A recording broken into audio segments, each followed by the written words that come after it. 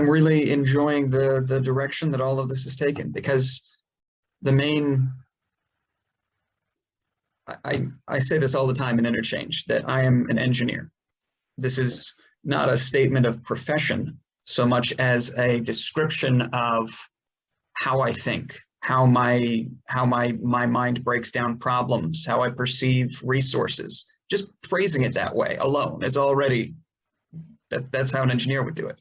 Nothing's good or bad in and of itself. You just have descriptions of how things are, and you have resources available to address problems if they exist. I'm not always good at identifying problems. This is part of why I became an engineer, is once they're pointed out, I've got tools, I've got talent, I can, I'm going to figure out. I may fail completely, but that possibility is where you learn. And that's one of the things that I've identified looking at education from the engineering perspective. Yes. Trying to break down the Finnish educational system and why it has had such amazing success over the years. That's the thing I hit again and again and again, is for whatever reason, the Finnish system is a little bit farther away from the classic and traditional viewpoint of there being a right and a wrong answer to everything. Yes. They're looking at things from a multidisciplinary perspective. They're trying to involve people who have experience in the field. They're not necessarily claiming to be experts. That's part of being a Finnish teacher. That's key. Right? Is making a deal with your class. Your class is there to learn. At the end of the day, whether there's a grade or not, if the goal is them learning, then they have to be involved. They have to be taking control of that process. They have to be managing their time and energy. So the teacher is effectively making a deal, trying to set a project, that there are goals. The project has to do these things, but other than that, it does not matter. What do you want to do with your time and energy? What do you enjoy researching or building or learning about? Great, make that part of your project. You'll design it. I, as a teacher, would be an advisor. So you come to me when you have a problem. Your parents back at home should be on the same page. And this is something, again, more common in Finland. They've got really strong unions. They've got really strong teachers associations. They've got parents who aren't worried about losing their job all the time and are getting a decent salary. And so when their kid comes home, they're not trying to be an expert in the subject that the child is learning about. They're just saying, hey, what did you learn about? Oh, you guys are learning about space. Well, there's this great program we could stream about, black holes. I saw a thing about it earlier. Would you like to do that with part of your evening? And that's suddenly a conversation between parent and child. And I love that you are showing this exact issue. And the UK educational system is one of the more traditional venues for education on the planet. It's one of the reasons why they're extremely respected, but at the same time, the rigidity. It's incredibly rigid. And I think personally, it fails young people in prep. If the objective, actually it fails on both fronts. It doesn't qualify them, and it fails on the objective of preparing people for adult working life. If that's our overall, like you say, as an engineer, you look at the process and you look at the outcome, and what's the outcome that you want to do the most efficiently. And then you look at how do you look at that processes to make that the most efficient towards that outcome. And the education system here in the UK is based on tradition, not an efficient process, or even the outcome we want. It becomes hugely, because I've worked in prison as well.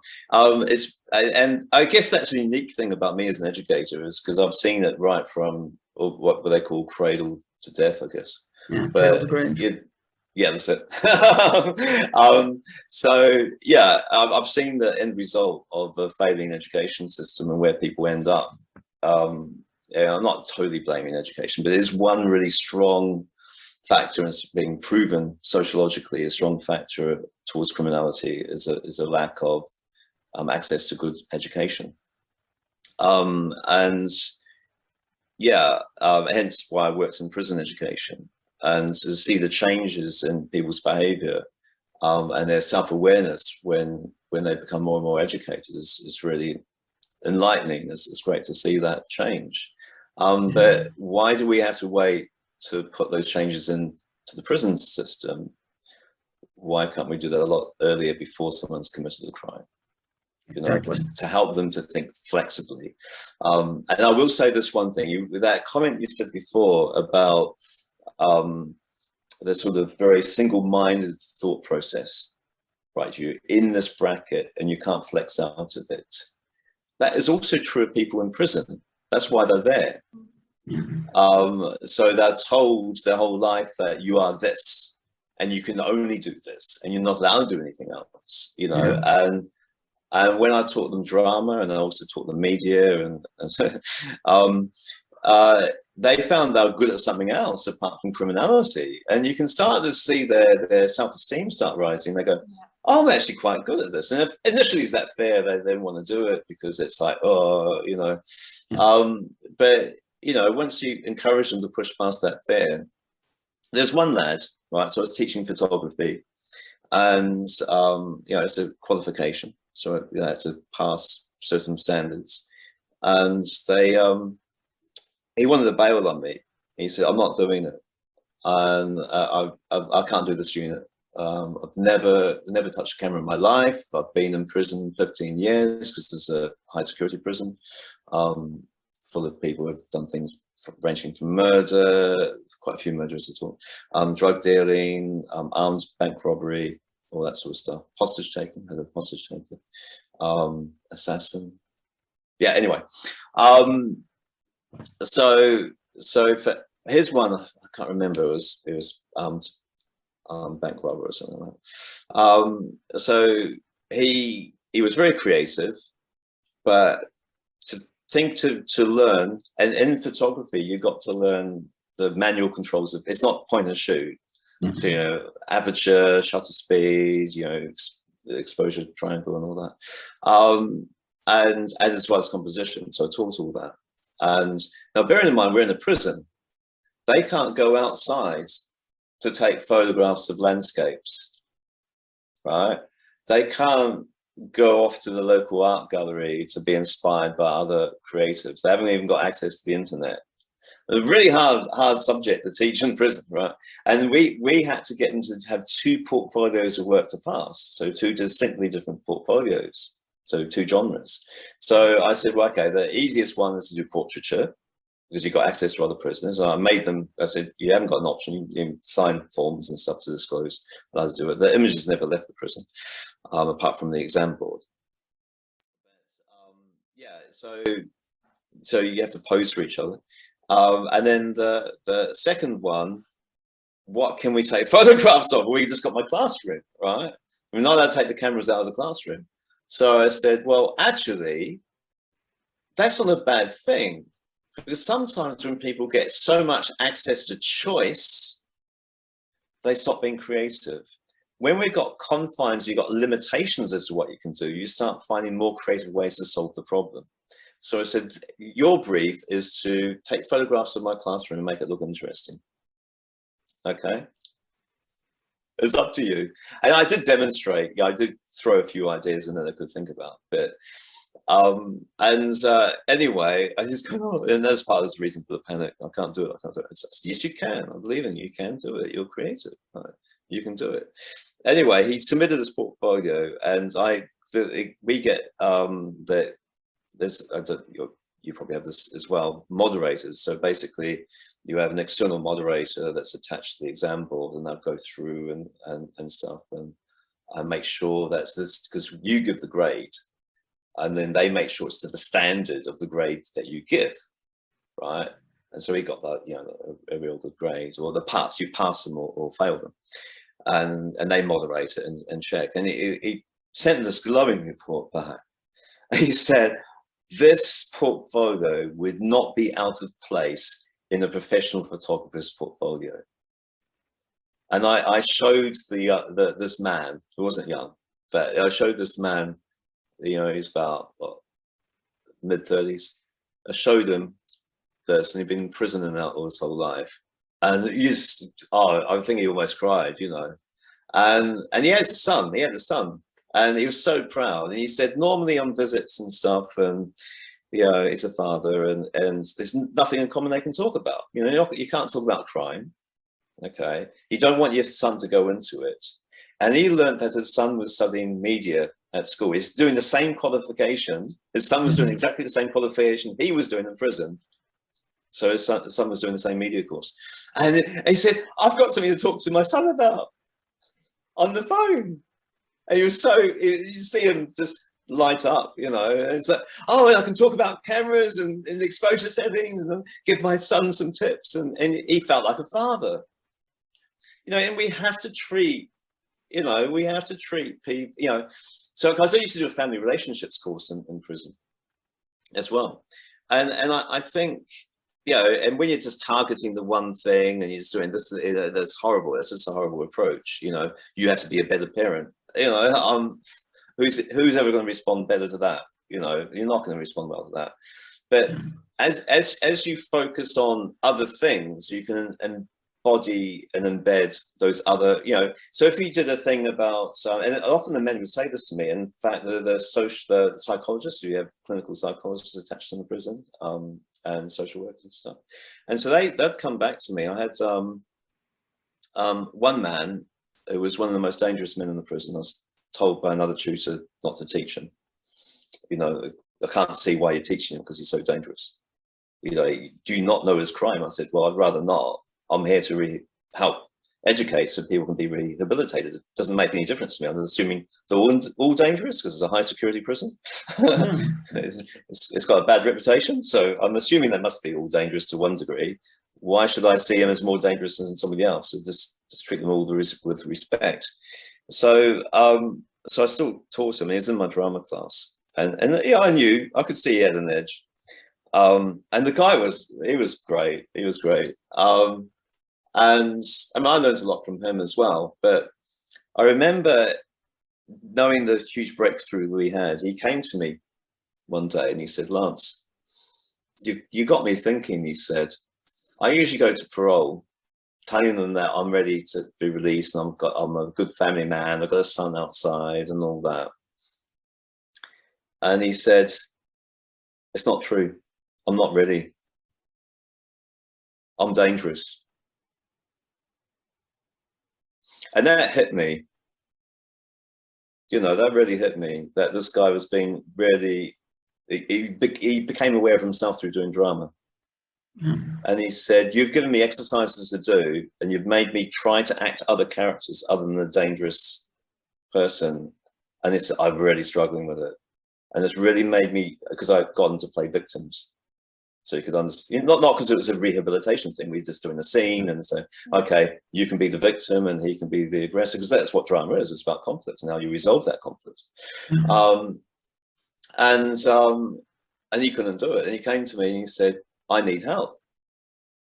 And he told me his whole life story there and then. And this is a hard man. This is someone who's done really horrible stuff. And he told me his story. And I remember the counselor, the prison counselor, said, we've been trying to get him to come to us for like decades. What is it that you do in your class? You know, because he's actually now coming to us and saying, I want some help. We can't just release people into society just as hardened as they were as they came in. You know, and I got great respect for the man because he started changing his behavior towards others. You know, to start with, it was pretense, not after my class, but to start with, when he came to me, he thought he was respected in the prison, and his behavior was a certain thing. So he had a pretense on. And then I said, with drama, we can't have these masks on. I don't put labels out there. I just say that generally. And I said, I understand for your safety, you have to put those masks on and being hard, whatever it is that you need to. I understand, because you get stabbed if you didn't. But in here, we have to be human, and we have to be honest, and we have to be real. And because otherwise you can't put another character on if you already got one on. And that was instinctive. That I did no training. I did no.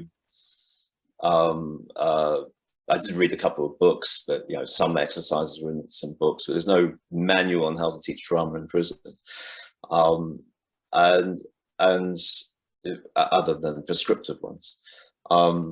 So yeah, I mean, sometimes part of life is just to be human and to encourage and enable humanity in other people. What's interesting about this? Yeah, sorry.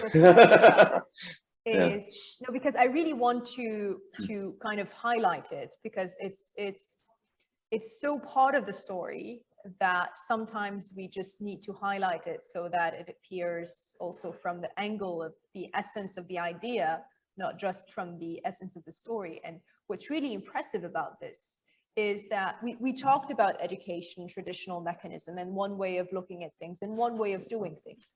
And this is just the one path, kind of the one way kind of path. There's just this one way that we need to take, that we need to walk on.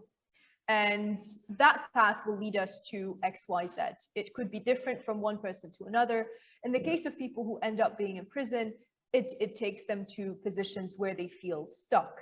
Yeah. And that's the issue. Once they feel stuck, they need to do something to unstuck, to get out of this place where they're in. And without the right environment, this ends up being destructive. Yes. For them and potentially also for others.